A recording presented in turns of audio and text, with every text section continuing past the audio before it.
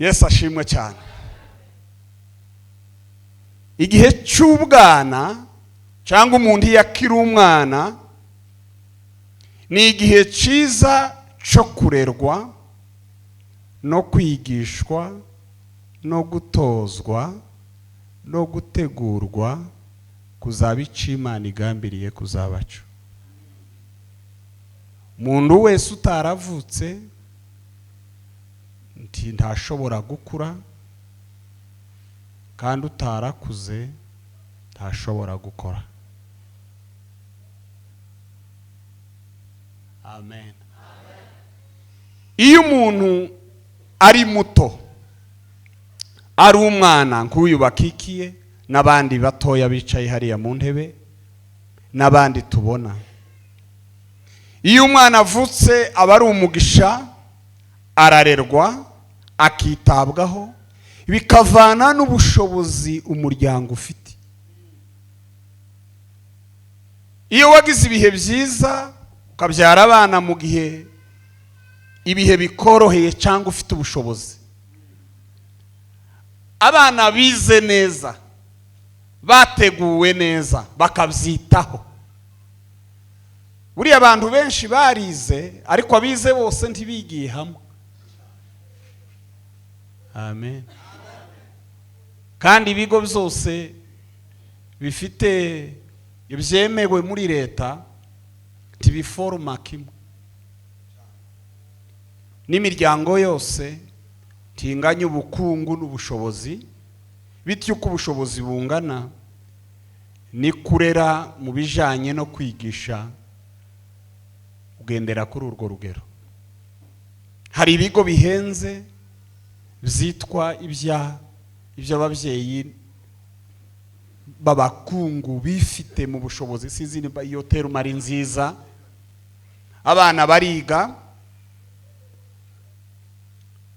ugasanga baravuga ibifaransa n'ibyongereza muri primaire, mu gihe abandi barangiza secondaire ibifaransa batarabimenya neza bitewe naho bigiye. Bakiga imyaka yose iteganyijwe kandi yose ntibarangize programme.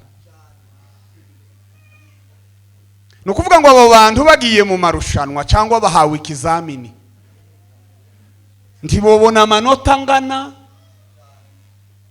habe nubwo botsinda ntiboba affecte kuri posta zimwe, bitewe nuko barezwe, bateguwe, bahagaze mu bumenyi.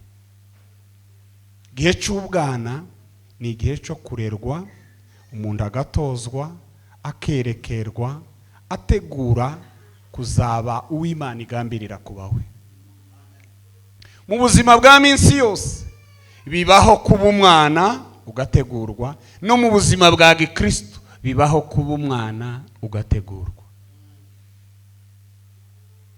Abantu benshi batekereza ko iyindi mirimo yose abantu bayitegurirwa keretse ubukristo, ariko uko si ukuri. Atabicaye twese duhabwa umugisha wo kumva no kugira icyo dukuye mu ijambo ryawe gishobora kudufasha muri kino gihe. Urakoze ko kubana natwe muri byose, ni mu izina rya Yesu Kristo umwami. Amen. Turambure Bibiliya zacu abazifite, dusome ijambo ry'Imana. Turangiza gusoma turashima,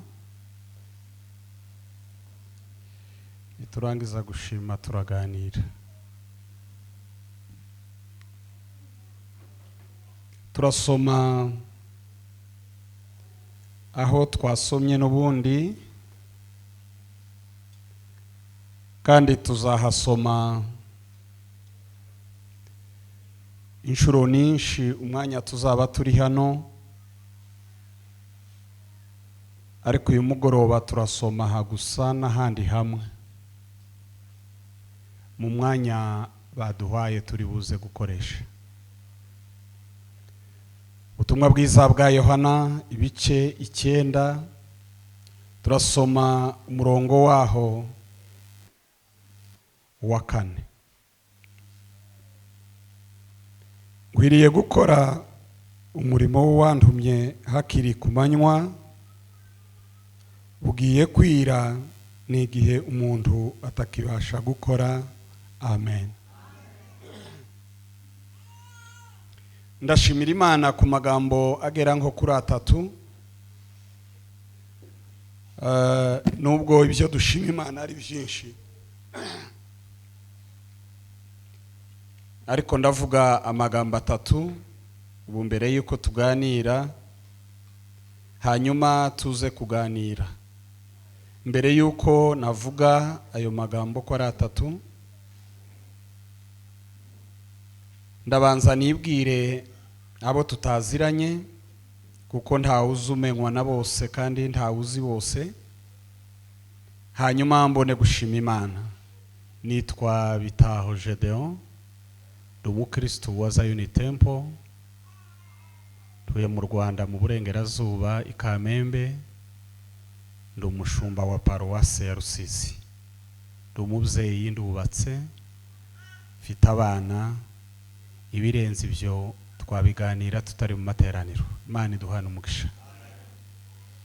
Ndashimira Imana ku magambo agera kuri 3.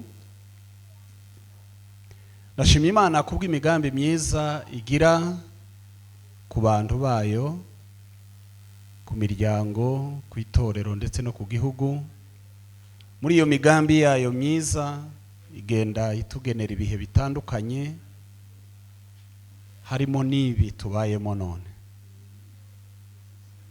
Mu minsi yashize kubw'umugambi mwiza w'Imana byabaye ngombwa kuko umushumba wari no torero adutumira. Hari igihe yadutumiye asanga dufite urugendo ruja Nairobi, ntibyakunda, arongera aradutumira, ihurirana nuko dufite imirimo myinshi ku rusengero. Ndatekereza ko iyi nshuro tuje ari iya 4. Noneho mu migambi y'Imana adutumiye, Imana irabihuza, irabyemera. Twaganiriye mbereho, dukomeza gusenga Imana mu ruhande rwacu, nabo barasenga cyangwa namwe murasenga, kugeza tugeze kuri uyu munsi. Ndashima Imana yateguye ibyo kandi ikaba yabishohoje. Imana ishimwe. Ndashimira bwa 2 ikaze ryanyu.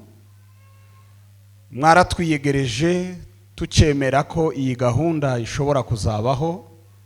Abo twavuganaga cyane n'abashumba, ariko abantu bamaze kubimenya, twakiriye message zitandukanye z'abakozi b'Imana baduha kaze i Bujumbura, bigaragaza ko bari badufitiye ibyishimo kandi natwe twari tubakumbuye. Ikaze yanyu Imana yibahera umugisha. Bwa nyuma ndashimira Imana kubw'uyu mwanya, uyu mwanya mwiza mbonyeho kugira ngo nganire ijambo ry'Imana. Birashoboka ko gahunda yobaho ndetse Imana ikakuyobora mu nzira, ariko wagera iyo uja ntubwirize. Birashoboka kuko harashobora kuba impamvu zituma ukereza, ugasanga amateraniro arangiye, urashobora gushika ukarwara kuko wambaye umubiri.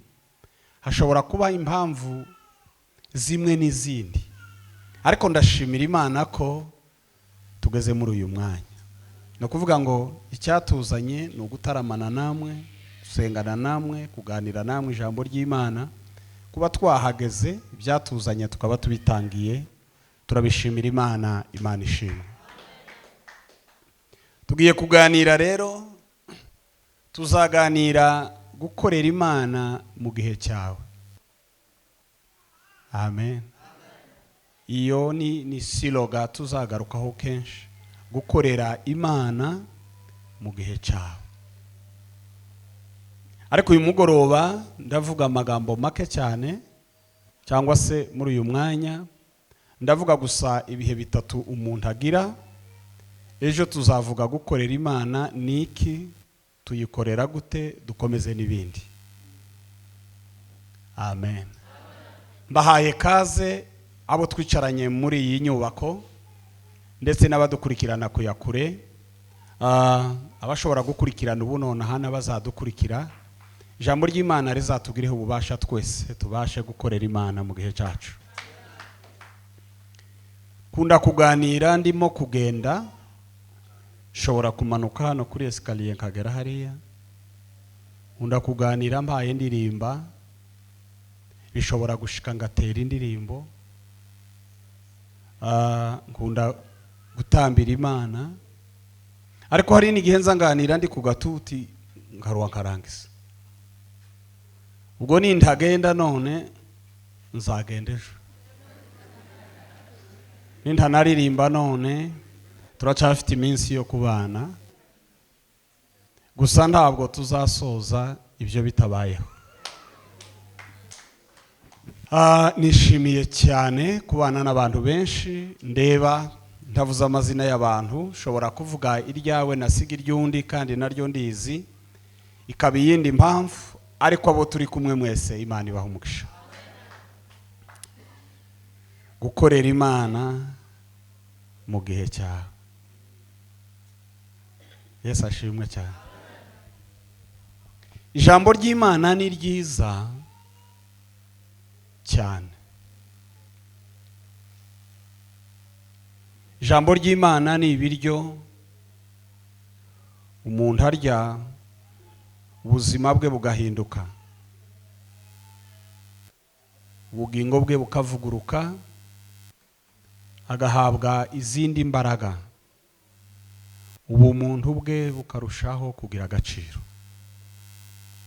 Ijambo ry'Imana ni umuti uvura umuntu wese, inyuma no hagati n'imbere, cyangwa se imbere no hagati n'inyuma. Ijambo ry'Imana ni amazi amara inyota. Iyo uri umunyamugisha, igihe cyose ijambo ry'Imana rigiye kuvugwa, ubiha agaciro, ukirinda ibyakurangaza, ugatahana umugabane wawe, icubahiro kikagarukira Imana. Haleluya. Abakristo bose bagize impact ku isi mu gihe cyabo, ababashije gukorera Imana mu gihe cyabo neza, nabumvise ijambo ry'Imana bakarishira mu bikorwa, Imana n'Umwana na Mwuka Wera bikabashigikira, igihe cyabo bakakibyaza umusaruro. Gukorera Imana ni ikintu kinini kandi kigari umuntu atavuga mu cyumweru kimwe, ariko biciye gusa mu ijambo ry'Imana wakwiga ibishoboka, Mwuka Wera akaguhishurira ibindi, ugakorera Imana mu gihe cyawe. Haleluya. Yesu ashimwe. Ndaza kubaza umushumba icyo mukunda cyane, nimba mukunda abantu baganira basakuza cyane, nzareke gukora kurenza ibyo nshoboye, ariko ngendere kuri ritime yanyu. Kandi nimba mukunda n'abitonze, nzareke kwihuta cyane, ariko icy'ingenzi uzagira icyo wumva. Nitwongera kubonana dukumburanye, uzagire souvenir cyangwa urwibutso uzaba ufite mu bitekerezo. Buriya mu gihe niho hari ibintu byose. Amen. Imana yaremye isi mu gihe n'ibiyirimo byose. Imana yemeye ko Yesu avuka mu nda y'umugore mu gihe, akura mu gihe, akora mu gihe, apfa mu gihe, azuka mu gihe, azagaruka mu gihe. Ibintu byose biri mu gihe. no gukora dukora mu gihe. Dukwiriye gukorera Imana mu gihe cyacu. Hari indirimbo imwe baza baririmba ngo dukorere Imana ngo nk'abazopfejo, baza bayiririmba mu gipfurero ngo ibintu byacu ngo bizorya batarabiruhiye. Ibaho iyo ndirimbo, nubwo ntayiririmbye abayizi murayibutse. Amen. Ibintu byose biba mu gihe. Haba n'aya materaniro twayakoze mu gihe, turasoza mu gihe, kuko bampaye igihe nkoresha ubu mu mugoroba, kandi ndagerageza kucyubaha kuko ni ngombwa. Mu buzima busanzwe iyo udahaye agaciro igihe hari ibyo ubura. Nyuma y'igihe si igihe, na mbere y'igihe si igihe. Hari umuvandimwe twahuye yagize nka gahunda igihe gisa n'ikigize gutya,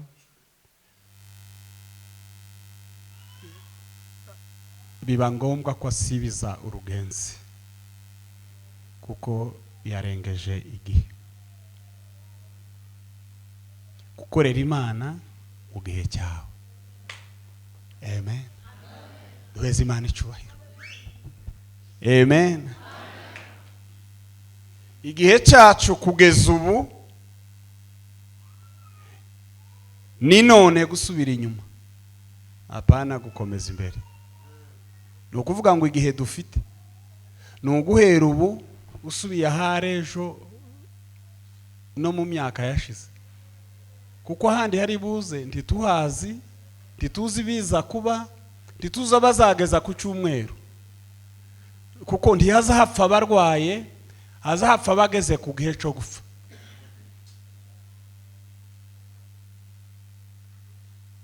Byaba bigoye cyane,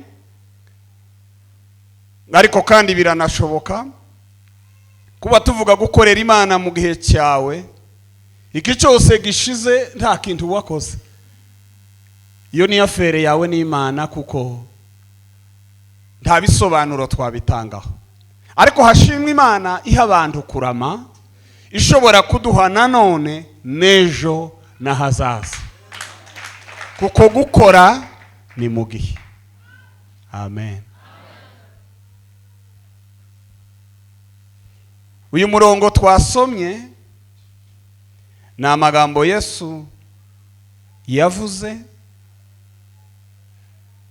agendereye igisubizo yashakaga gusubiza abari bamubajije. Agendana nabo bagendanaga, cyangwa se abigishwa babonye umuntu wavutse ari impumyi. Bamubaza ikibazo, baramubaza ngo se uyu ko ahumye yabitewe n'ibyaha bye cyangwa yabitewe n'ibyaha by'ababyeyi be? Izi ni ingaruka z'ibyaha bye cyangwa n'ibyaha by'ababyeyi be? Yesu arabasubiza ngo si ibyaha bya nyiri guhuma, nta nubwo ari ibyaha by'ababyeyi be, ariko hari impamvu yatumye ibi biba. Amen. Duheze Imana icyubahiro. Uyu we guhuma arahumye, ariko bitamuturukaho, bidaturuka no ku babyeyi, ariko byabereye ko kugira ngo imirimo y'Imana yerekanirwe muri we. Amen. Hari ibintu biba mu gihe kubera impamvu bwite z'Imana, ntacyo ukoze,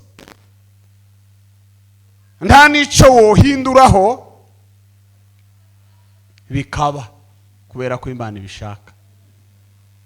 Yesu amaze kubasubiza gutyo, tiyerekeye aho, yagiye mu gikorwa cyo kumuhumura.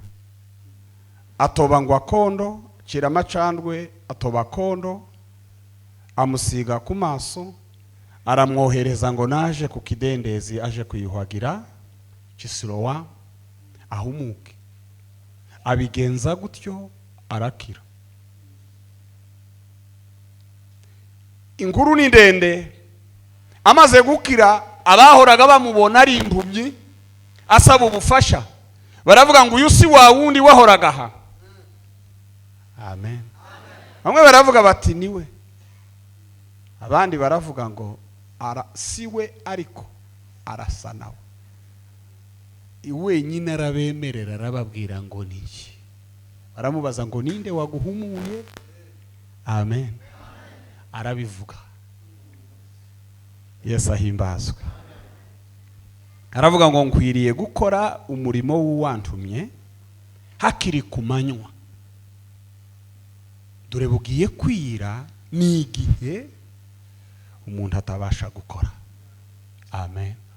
Ngiye kuvuga ibihe bitatu umuntu agira, hanyuma iminota bampaye iraba yenda kurangira, dusenge cyangwa turirimbe dusoze. Yesu ashimwe cyane. Buriya mu buzima bw'abantu umuntu agira ibihe bitatu bigari. Habaho igihe cy'ubwana, hakabaho n'igihe cy'ubukure, hakabaho n'igihe cy'ubusaza. Kandi ibyo bihe ko ari bitatu, buri kimwe cyose kigira umumaro. Amen. Kandi bigenda byuzuzanya kugira ngo umuntu arusheho kuba mwiza mu gihe azamara akiriho. Ndabivuga mu buzima busanzwe, aba ari bwo tuzumva cyane, nze kubihuza n'ijambo ry'Imana.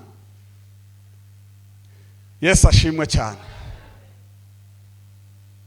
Igihe cy'ubwana cyangwa umuntu yakira umwana ni igihe cyiza cyo kurerwa no kwigishwa no gutozwa no gutegurwa kuzaba icyo Imana igambiriye kuzabacu.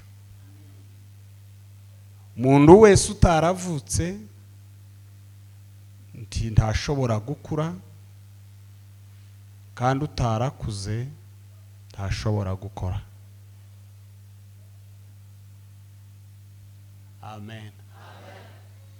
Iyo umuntu ari muto, ari umwana nk'uyu bakikiye n'abandi batoya bicaye hariya mu ntebe n'abandi tubona, iyo umwana avutse aba ari umugisha, ararerwa akitabwaho, bikavana n'ubushobozi umuryango ufite.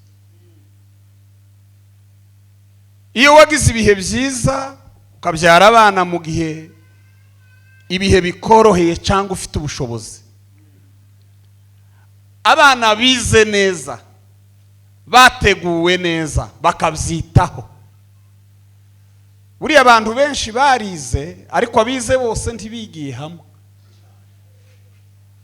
Amen. Kandi ibigo byose bifite ibyemewe muri leta tibiforma kimwe, n'imiryango yose tinganya ubukungu n'ubushobozi, bityo uko ubushobozi bungana ni kurera mu bijanye no kwigisha ugendera kuri urwo rugero. Hari ibigo bihenze byitwa iby'ababyeyi b'abakungu bifite mu bushobozi, sizini iyo teruma ari nziza. Abana bariga, ugasanga baravuga ibifaransa n'ibyongereza muri primaire, mu gihe abandi barangiza secondaire ibifaransa batarabimenya neza bitewe naho bigiye. Bakiga imyaka yose iteganyijwe kandi yose ntibarangize porogaramu. Ni ukuvuga ngo abo bantu bagiye mu marushanwa cyangwa bahawe ikizamini ntibobona amanota angana, habe n'ubwo botsinda ntiboba affecte kuri posta zimwe, bitewe nuko barezwe, bateguwe bahagaze mu bumenyi. Igihe cy'ubwana ni igihe cyo kurerwa, umuntu agatozwa, akerekerwa, ategura kuzaba uw'Imana igambirira kuba we. Mu buzima bwa minsi yose bibaho kuba umwana ugategurwa, no mu buzima bwa gikristo bibaho kuba umwana ugategurwa. Abantu benshi batekereza ko iyindi mirimo yose abantu bayitegurirwa keretse ubukristo, ariko uko si ukuri. Umukristo wamenye Yesu agira igihe cyo gutegurwa ngo abe umuntu ukwiriye. Paulo yandikiye Timoteyo aramubwira ngo ibyanditswe byera byose bizahumetswe n'Imana, kandi ngo bigira umumaro wo kwigisha umuntu no kumwemeza ibyaha bye no kumutunganya no kumuhanira gukiranuka, kugira ngo umuntu w'Imana, duheze Imana icubahiro, ngo abashitse, sema haleluya, afite ibimukwiriye byose ngo akore imirimo myiza yose. Iyo umuntu ari umwana ni igihe cyiza cyo gutegurwa. Amen. Ko tuzaganira gukorera Imana mu gihe cyawe, iki gihe uri umwana, nimba uri umwana ca bugufi utegurwe. Hari igihe cya kabiri, ni igihe cy'ubukure. Iyo umuntu aba amaze kuba umuntu muzima ukwije imyaka, ushobora gukora amakosa akayabazwa wenyine, ushobora gufata ibyemezo agakurikira. Amen. Icyo ni igihe cyo gukoresha imbaraga n'ishaka, ni igihe cyo gukoresha ubwenge n'ubumenyi, ni igihe cyo guha agaciro umwanya n'amasaha kugira ngo yabyaze umusaruro. Amen. Iyo umuntu akuze aja muri wa murongo Bibiliya izivuga, Sulemani yavuze ngo umurimo wawe wose ngo werekejeho amaboko yawe, ngo ukorane umwete. Nutaramutaramana umwete, nuhinga uhingana umwete, niwiga wigana umwete, nukora akazi kandi ko tuzaganira gukorera Imana mu gihe cyawe. Uri mu gihe cy'abakuze, mu gihe cy'abakuze, Imana ihabwa icubahiro. Gira umwete mu byo wayikora. Hariho n'igihe cy'ubusaza, igihe cy'izabukuru. Amen. Ni ukuvuga ngo igihe kibanza, amen, gitegura neza igihe gikurikiye. Iyo wateguwe neza, amen, ukora neza. Kandi iyo wakoze neza, usaza neza. Ni ukuvuga ngo mu buzima bwa minsi yose, iyo wabayeho umukozi, kamvuge umukozi ukorera EONG cyangwa se ukorera leta, sinzi uko babyita hano mu Burundi, uri umusalariye, nubwo waba ukorera ibigo byigenga ariko kandi bifite amabwiriza bigenderaho. Ni ukuvuga ngo umuntu azakora, agakora akazi, akagira umushahara, akaja muri caisse sociale, sinzi uko muyita hano, kwagira amafaranga ugenda utanga igihe cyose ufite akazi urimo gukora. Yego, imyaka 65 yaba cyangwa 60 ukoze pension prématurée, ukaja mu kiruhuko cy'izabukuru. Iyo wagiye mu kiruhuko cy'izabukuru wariteganyirije, amen, uburere bwawe n'imbaraga washoye nibyo biba amaboko yawe yo mu busaza. Ni ukuvuga ngo iyo wakoze, amen, uri umusore urahembwa waruhu ugapfa, kubera ko warezwe neza, hanyuma ugakora ukiteganyiriza. Bibiliya iravuga ngo nimuvuge ko abakiranuka. Amen. Kuko ngo bazatungwa. Duweze Imana icyubahiro. Haleluya. Tukiraha ko tugiye gusoza, uri mu kihe gihe? Uri mu bana kuriga, Imana ishimwe kuri umwana wiga. Uri mu bakuze kurakora iki? Urashaje, uzatungwa n'iki ko abasaza batagikora kandi bataciga?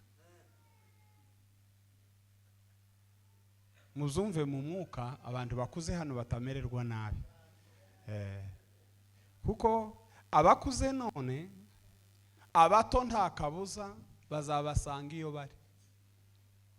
Umuntu wavutse wese tiyo kwepa gupfa no gusaza.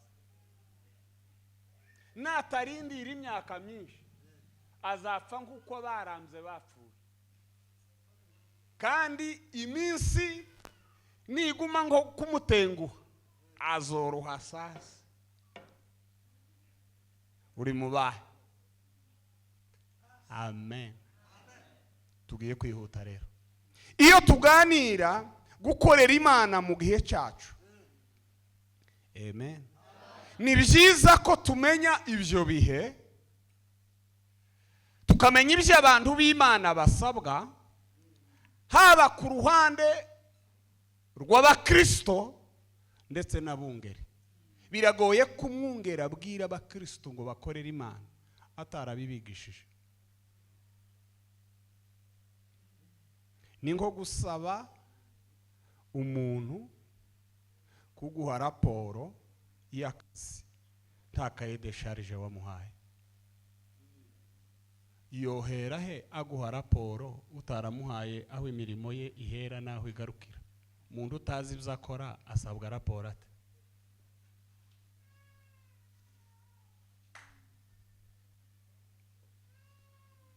Nimba dutekereza, Bwana asifiwe, nimba dutekereza gukorera Imana mu gihe cyacu, tugomba gusobanukirwa turi mu kihe gihe. Twebwe abagabo n'abagore, umuntu ku giti cye, muri ibi bihe bitatu tuvuze. Nimba uri umwana kuri nande? Hari abantu bigishijwe gukorera Imana, barabyumva, barabimenya, barabikora. Imana ihabwa icubahiro.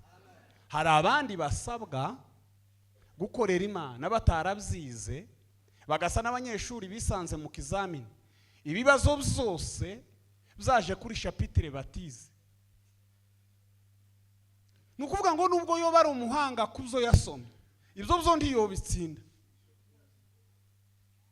Amen. Gukorera Imana mu gihe cyacu, kurigishwa gukorera Imana. Wize gukorera Imana, urimo urakorera Imana. Sema haleluya. Kugira ngo tuzakomeze neza, wibaza aho uri. Nusanga uri mu itsinda ry'abiga, ushireye umwete wige, kuko gukorera Imana ni byiza. Amen. Ariko ni byiza cyane iyo wabyinjiyemo urimo kubikora. Bibiliya iravuga ngo kuko turabo yaremye, turebe imirimo myiza muri Kristo Yesu, iyi Imana yateguye kera kugira ngo tuyigenderemo. Ni ukuvuga ngo hariho imirimo yateguwe kera tugomba kugenderamo. Ariko niba twaranyuze mu bihe byo kurerwa, tukamenya ko guhesha Imana icubahiro biciye mu kuyikorera ari ingenzi kuruta ibindi. Abarokore cyangwa se abakristo bo mu minsi y'imperuka bakunda ibishaganya amarangamutima yabo, batajaho bagakunda ibibarangaza. bayetera indi ntambwe bagakunda ibibasetsa. Ariko ukanguye amarangamutima y'umuntu agakanguka ntugire icyo yabibamo, cyangwa usekeje umuntu agataha ntaco yumvise, ubu muhemukiye kenshi. Ariko reka nkubwire kabiri, ubu mutwaye igihe ce kubusa, kandi ubu musigiye urwibutso rubi igihe azahishurirwa. No kuvuga ngo umuntu urashobora kumupfunyikira amazi cyangwa kumubwira ubusabusa igihe kigatambuka. Igihe cyose atarabitahura aba yumva ko hari ico wakoze, ariko igihe cyose azabimenyera uzaba umwe mu bantu batigeze bamugirira akamaro mu kubaho kwe, kandi igihe iyo kigiye tikigaruka. Amen. Gukorera Imana mu gihe cyawe, kwiriye gukora imirimo y'uwantumye hakiri kumanywa. Dore bugiye kwira ni igihe umuntu ataba kibashije gukora. Bwira ryari mu buzima bw'umuntu? Iyo intege zishize, iyo umuntu ashaje, iyo umuntu atagishoboye, buba bwije mu buzima bwe. Iminsi kiragenda ku manywa na nijoro, uko bukeye nuko bwije. Sema haleluya. Sigaje iminota 13 dutegerane, nsubire muri ibi bukeya hanyuma dusenge. Amen.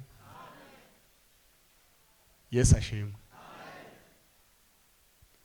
Hari amakuru namenye, ariko namwe mushobora kuba mwayamenye, ngo harabaho overnight. Gusa sinzi abagaruka, ariko abaza bose njyewe ndaba ndi kumwe nabo umwanya nshobora. Tituza kugaruka kuri ibi cyane, ariko ndavuga kimwe muri byo. Igihe ni ingenzi mu buzima. Amen. Igihe ni icagaciro mu buzima. Nkunda kubwira abakristo iwacu, nimuhura n'umuntu mu nzira mudafitanye gahunda, uzamusuhuze utambuke. Uzamusuhuze utambuke, ntakakwibe n'umunota umwe, kuko nawe ujana nta handi uri buze kuwukura.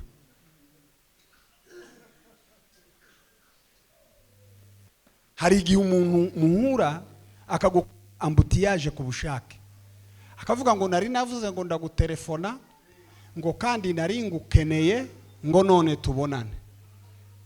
Iyo umuntu akubwiye ibyo, abaguhaye agaciro ko munsi yakufite, kuko uri umuntu wo kubwirirwa aho ubonewe hose.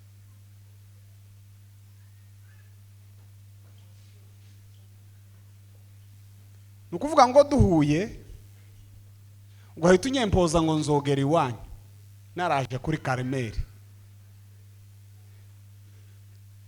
no gusubiza ntekereje. Amen. Igihe sema haleluya. Haleluya. Ni mu gihe abantu bakira, ni mu gihe abantu bakena, ni mu gihe abantu bunguka, ni mu gihe abantu bahomba. Igihe Abongereza n'Abafaransa n'Abanyarwanda n'abandi bantu baravuze ngo igihe ni amafaranga.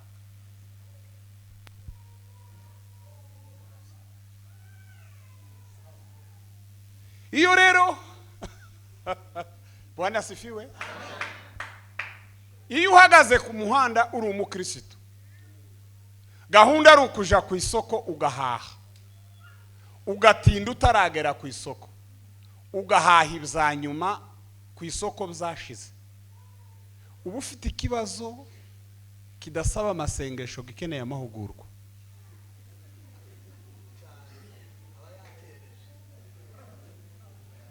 kuko nimba uhagurutse hari aho ugiye bigahindukira nzira, hari ibindi muzamuhura mu mipango yawe bikwiriye gukurwaho kubw'icubahiro cy'Imana no guha agaciro igihe.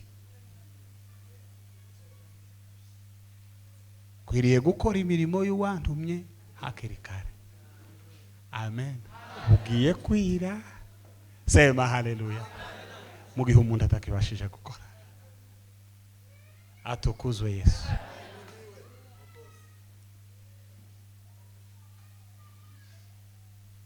Igihe cyawe ugikoresha gute? Time management yawe ipanze gute?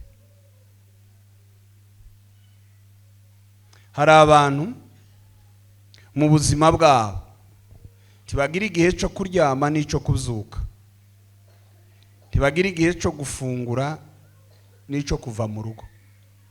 Amasaha y'akazi boyamenya nkeretse bahe bakoreshwa n'abandi,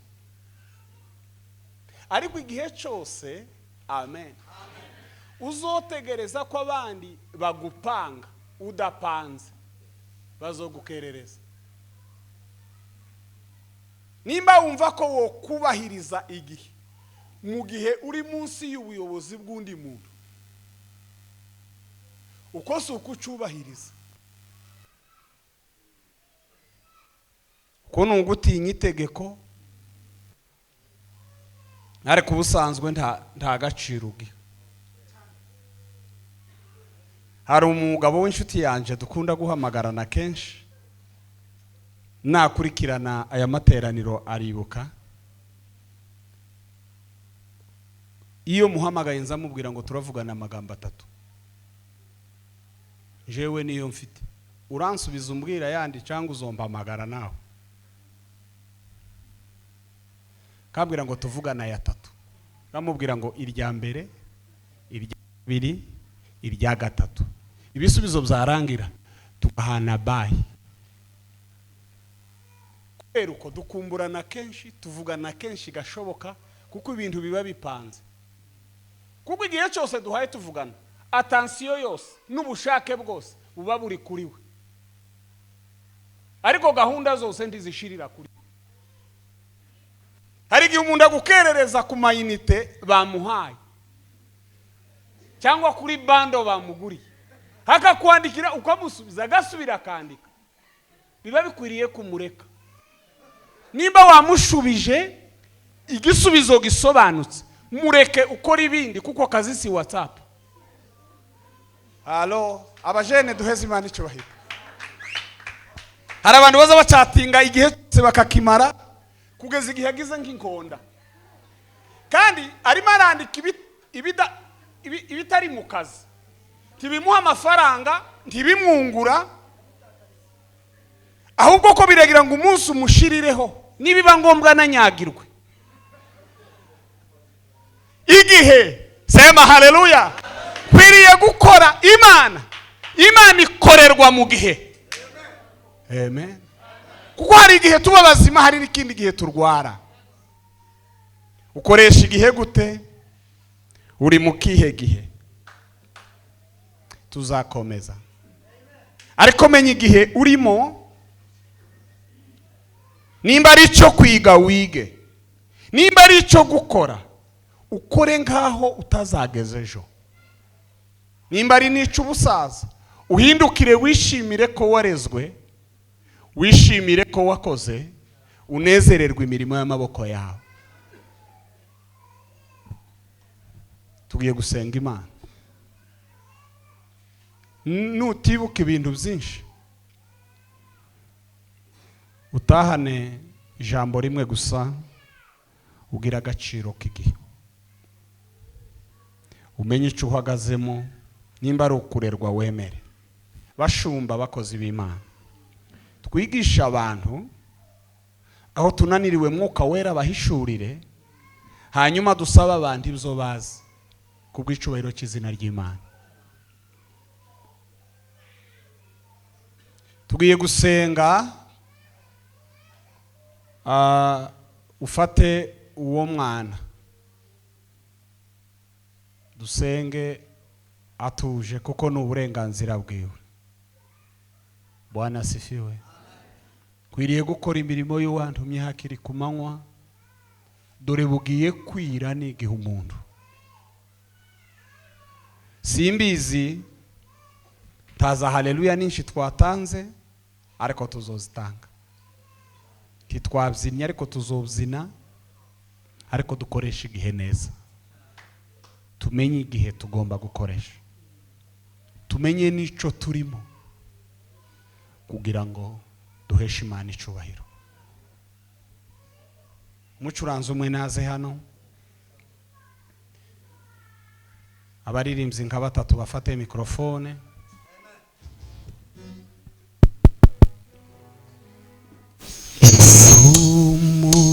Umugisha ukomeye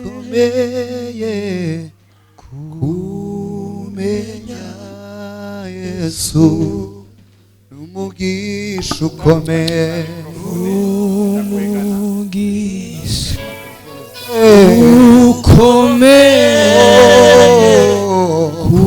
kumenya Yesu, yahagaze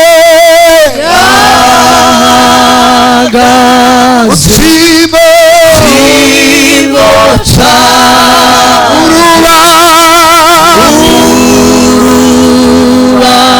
bizaza urukundo inshuti yanjye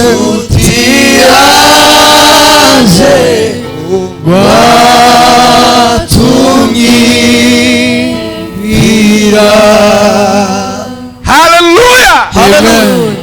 Ndagira ngo utahane iki kibazo, utahane amatsiko yo kumenya igihe urimo, hanyuma icyo urimo ugihagararemo neza. Yesu yabwiye abantu ngo data arakora nanjye ndakora. Tuzavugana ni gute dukorera Imana iri mu ijuru turi mu isi, ni ryari dukorera Imana. Haleluya. N'ibindi byinshi umwuka azatwungura, ariko uri mu biga, uri mu bakora, uri mu bashaje bamaze gukora, ariko tukiriho titurareka gukorera Imana. Kandi ibyo dukorera Imana mu isi tuzabigororerwa mu ijuru. Haleluya. Gukorera Imana birenze kuririmba no kwigisha. Gukorera Imana, abantu bigeze babaza Yesu, bamubaza ibibazo byinshi bitandukanye, baramubaza ngo ese dukora iki kugira ngo dukore umurimo wawe, tuwabigenza? Arababwira ngo umurimo n'umwe, no kumenya uwo data yatumye, kandi ntidushobora kumenya Yesu ngo tunanirwe kumukorera. Tugiye gusenga. Iyo umukristo atakuze ngo arerwe, ntamenya no gusenga, kuko umwana iteka ntamenya n'ibimukwiriye. Ariko iyo umukristo yakuze, yarezwe, no gusenga arabimenya. Ubundi gusenga birenze kubwira Imana, bigira n'ayandi mafazi. Tugomba kubwira Imana, ariko tukagira n'igihe cyo kuyitega amatwi nayo ikatubwira. Iyo umuntu ari umwana azagira ibyifuzo 8, akabisengera yihuta ahagaze agasohoka, iyo aba yumvise ijwi ataryumvisha agataha, atahaye Imana umwanya. Ariko tugiye gusenga, usenge kandi utegera Imana, byombi birashoboka, kuko uzi iciciro urimo. bwira Imana nimba urimo gukora, umubwire ngo, ubwire Imana ngo nongerera imbaraga iki kivi ndiho ngisoze. Nimba urimo kwiga, bwira Imana ngo murikira imitekerereze yanje mbashe kwiga numve neza. Nimba unakuze, bwira Imana guturiza imbere yayo kugira ngo utekereze imirimo ikomeye ibasha kugukoresha no mu ntege nke z'izabukuru. Muve hasi dusenga Imana.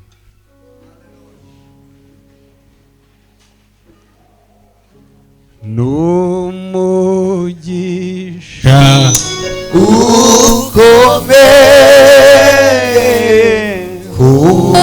kumenya Yesu, numugisha ukomeye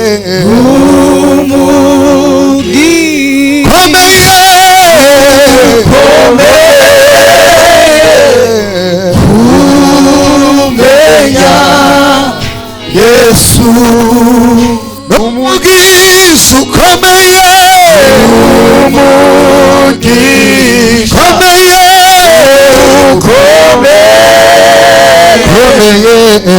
ari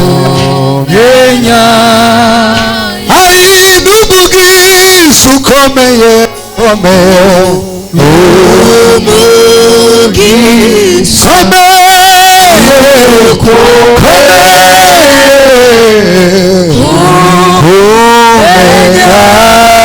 Yesu. Hallelujah. Kumenya Yesu biduha imbaraga zo kumukorera. Amen. Kumenya Yesu biduha kwishora neza. Kumenya Yesu ni umugisha ukomeye. Mana, mu izina rya Yesu turagushimiye. Turagushimiye ku mugoroba w'umugisha.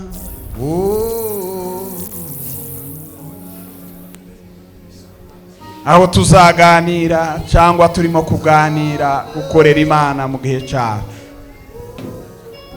Shimwa kuko turi mu mubare w'abakiriho none, kugira ngo ayo mahirwe tube tuyasangiye na benshi mu gihe cyacu. Himbazwa gitare we, ngo tugukorere.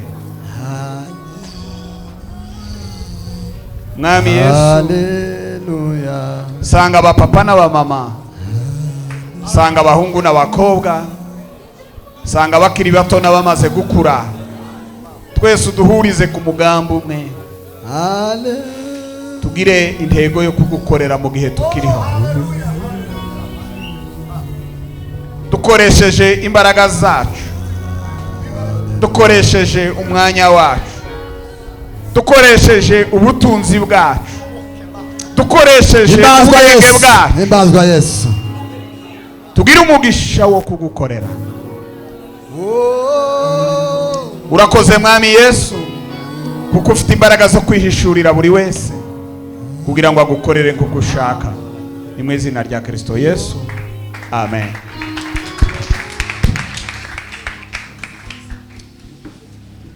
haleluya, haleluya cyane, haleluya, haleluya. Tuzamura ibiganza.